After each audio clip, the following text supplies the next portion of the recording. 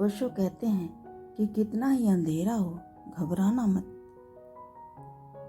अमावस्या की रात भी निर्वाण घटा है। कितनी ही गंदी कीचड़ हो, घबराना मत, कमल खिले हैं।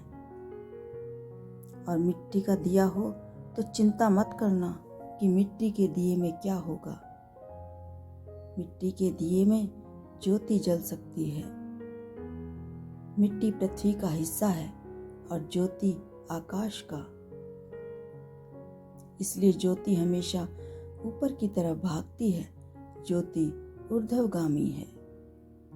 एक ही बात लोगों को समझना आवश्यक है कि सहजता से जियो।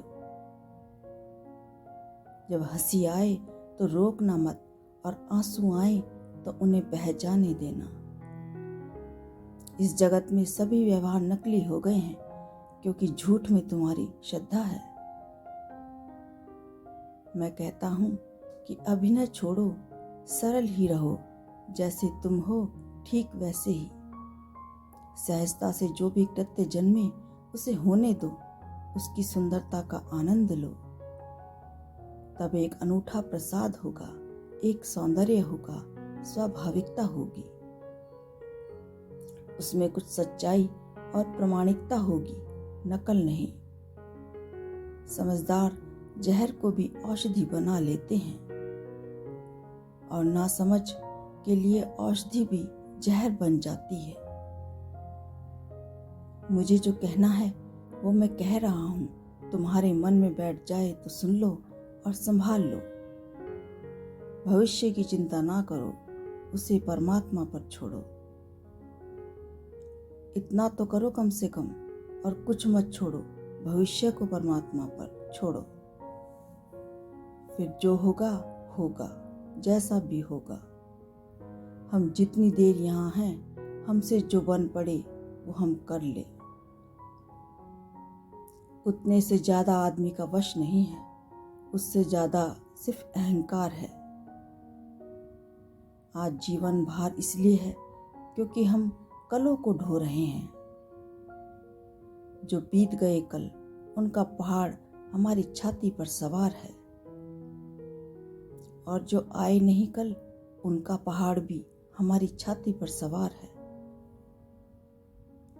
इन दो पाटों के बीच आदमी पिसता है, मर जाता है, घसीटता है, रोता है, टूटता है, खंडित होता है। इन दो पाटों के बीच कोई भी साबुत नहीं बच पाता।